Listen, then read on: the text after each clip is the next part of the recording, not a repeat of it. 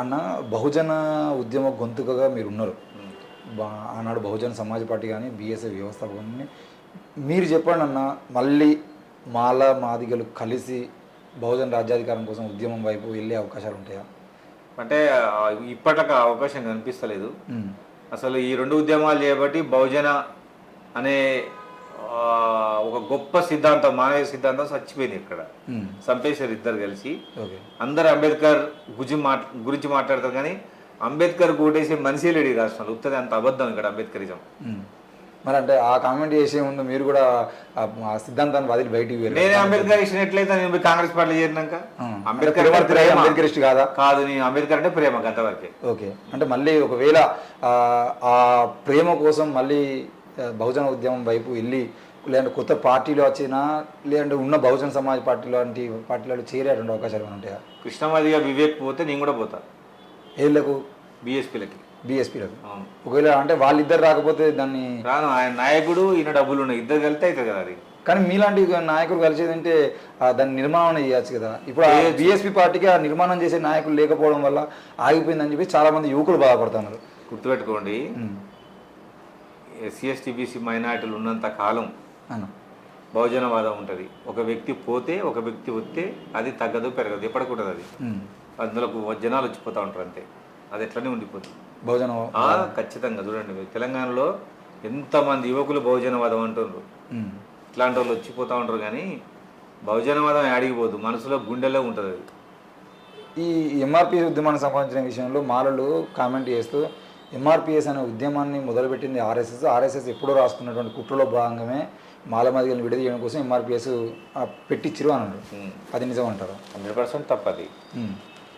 ఒక కృష్ణ మాదిగ బీజేపీ వైపు ఉండొచ్చు కానీ మిగతా అన్ని పార్టీలలో ఉన్నటువంటి మాదిగలు అనలేదు. ఎంఆర్పిఎస్ అదే అన్ని పార్టీలో ఉన్నటువంటి మాదిగలు వర్గీకరణ కోరుకుంటున్నారు. ఎంఆర్పిఎస్ కార్యక్రమమైన అప్పుడు బీజేపీతో కలిసి ఉంది. ఇప్పుడు అది ఒక రకంగా దళిత మోర్చలాగా పనిచేస్తుంది. కానీ ఎంఆర్పిఎస్ మాత్రం ఆర్ఎస్ఎస్ పెట్టింది మాత్రం కాదు.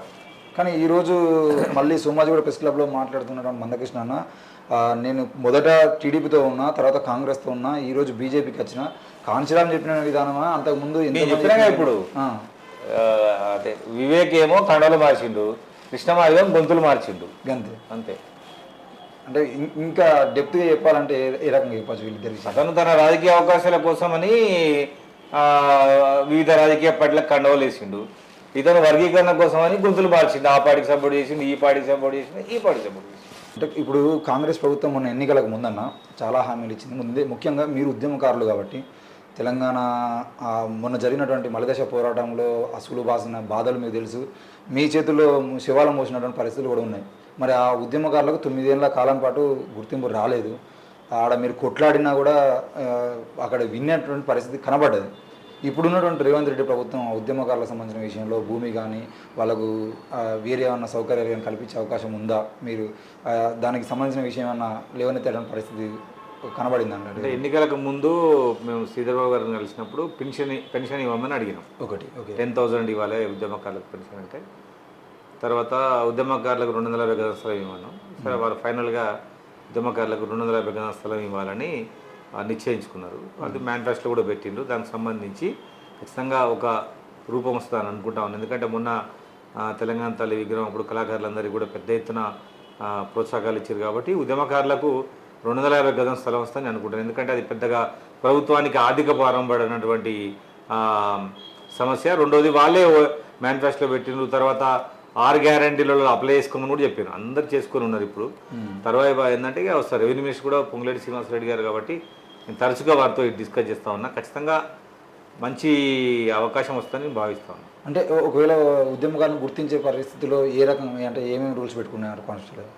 రూల్స్ అంటే సంఘం ఉంటుంది, పేపర్ ప్రకటన ఉంటుంది, తర్వాత వాళ్ళు చేసిన ఉద్యమాలు ఉంటాయి, తర్వాత అరెస్టులు ఉంటాయి, జైళ్ళు ఉంటాయి, కేసులు ఉంటాయి, ఇవన్నీ కలిపి వస్తాయి. అవన్నీ మెజర్మెంట్ ఏదో ఒకటి ఉంటుంది. దానికోసం మళ్ళీ ఒక కమిటీ చేసే అవకాశాలు ఉంటాయి. కమిటీ వేయకపోవచ్చు, ఎందుకంటే ఆల్రెడీ అప్లై ఇప్పుడు ఇందిరమ్మ ఇళ్ళకి అప్లై చేసినట్టే చేయమని చెప్పారు. ఓకే, అందులో సరిపోద్ది, అది సరిపోతుంది, దాని నుంచి తీసుకోవచ్చు.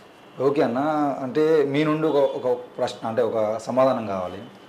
2 కులాలకు సంబంధించిన కళాకారులు వాళ్ళ జాతుల గురించి పాడుకోవడం పక్కన పెట్టేసి అవును. ఇతర జాతులను తిట్టుకునేటువంటి పాటలు ఈ మధ్యలో పాడుతూ ఉన్నారు. దానికి మీరేమంటారు? అదో సరదిందనేనా? అంటే ఇప్పుడు ఈ రెండు కులాలు కూడా ప్రాముఖ్యత ఉన్నాయే, రెండు కులాలు కూడా హిస్టారికల్గా ఉన్నాయే. సో అది తక్కువ ఇది ఎక్కువ అని చెప్పడం కన్నా మాది గొప్ప అని చెప్పుకోవడం తప్పేం లేదు. గొప్ప అని చెప్పుకోవడం తప్పేం లేదు, కానీ తిట్టుకునేటువంటి తిట్టుకునేది మాత్రం సమంజసం కాదు. అది వాళ్ళ భవిష్యత్తుకి చాలా కష్టమవుతుంది.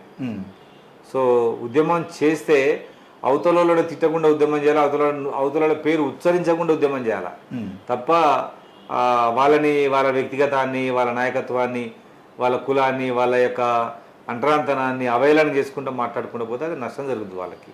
అది ఏ రూపంలో ఉంటుందో కూడా మనం చెప్పలేము. కాబట్టి దయచేసి ఇప్పటికైనా రెండు కులాలు కూడా అటువంటి పాడొద్దు, మాట్లాడుకోవద్దని కూడా నేను విజ్ఞప్తి చేస్తాను. అన్న చివరికి ప్రశ్న, కాంగ్రెస్ ప్రభుత్వం ఇప్పటికీ ఉస్మానియా నాయకులకు కానీ మిగతా వాళ్ళకి కానీ ఇలాంటి పదవులు ఇవ్వకుండా వాళ్ళని పట్టించుకోవట్లేదని ఒక మాట వినబడుతుంది. నిజంగా కేసీఆర్ పాలనలో ఉద్యమకారులకు ఎమ్మెల్యే టికెట్లు, ఎంపీ టికెట్లు, చైర్మన్లు కూడా ఇచ్చాడు. కానీ కాంగ్రెస్ ఇప్పటి వరకు ఒక బాలలక్ష్మక్కకి ఒక కమిషన్ మెంబర్గా ఇచ్చారు తప్ప పూర్తి స్థాయిలో పదవులు దక్కట్లేదని ఒక వినబడుతుంది. భవిష్యత్తు జరగబోయేటువంటి చైర్మన్ పదవుల్లో కానీ మిగతా వాటిలో కానీ ఆశించవచ్చా పదవులు ఏమన్నా? తప్పకుండా ఆశించదు. ఎందుకంటే ఒకటే వచ్చింది బాలలక్ష్మికి, ఇంకా చాలా ఉన్నాయి. కాంగ్రెస్లో చాలామంది తెలంగాణ ఉద్యమకారులు ఉన్నారు. దాదాపుగా 50 వరకు చైర్మన్లు ఉన్నాయి. మార్చిలో 8 ఎమ్మెల్సీలు ఉన్నాయి. భవిష్యత్తులో ఓయిలో తెలంగాణలో ఉద్యమకారులకు ఖచ్చితంగా పెద్ద అవకాశాలు వస్తాయని మనం భావించవచ్చు. ఆశాభావం ఉంది మనకు. ఓకే అన్న, మీ భవిష్యత్ కార్యాచరణ ఎలా ఉండబోతుంది తెలంగాణలో? అంటే ఇప్పుడు ప్రస్తుతానికైతే ఫిబ్రవరి 2వ తారీఖున ఓయిలో మాదిగ విద్యార్థి యువగర్జన పెట్టినాము. అది సక్సెస్ చేసుకోవాలి. తర్వాత ఫిబ్రవరిలో ఎస్సీ వర్గీకరణ మీద అసెంబ్లీలో చట్టం ఉంటుందని నేను భావిస్తా ఉన్నా. జనవరి 7 వరకు కమిషన్ రిపోర్ట్ ఇస్తాడు కాబట్టి ఆ తర్వాత ఫిబ్రవరిలో ఆ చట్టం అయిపోతే ఉగాది తర్వాత తెలంగాణ విముక్తి కోసం ఒక ఉద్యమం చేయాలని నిశ్చయించుకున్నాను నేను. ఎందుకంటే అప్పుడు మనం తెలంగాణ రాష్ట్ర ఉద్యమం అప్పుడు కేవలం ఆంధ్ర వాళ్ళు ఈ ప్రాంతంలో తిష్టేసిండ్రు, అన్ని రంగాలలో వాళ్ళు ఉన్నారు, వాళ్ళు పోతే కానీ మనము ఇక్కడ విద్య ఉద్యోగ రంగాలలో మనకు అవకాశాలు రావు అనే భావనలో ఉన్నాం. వాళ్ళు వెళ్ళిపోయినరు. అంతకు మించినటువంటి రాక్షసులు తెలంగాణలో తిష్టేసిండ్రు, నార్త్ ఇండియా వ్యాపారస్తులు.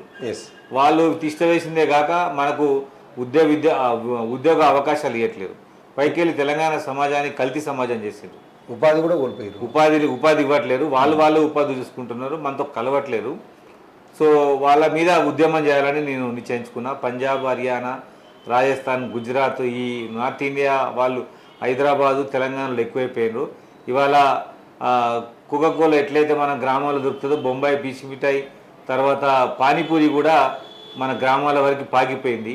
అన్ని వస్తువులు, ఫ్యాన్ నుంచి ఫోన్ వరకు ప్రతి వస్తువు, ఎలక్ట్రానిక్ వస్తువు కానీ ఏదైనా వాళ్ళు మాత్రం ఇక్కడ వచ్చి అమ్ముతున్నారు.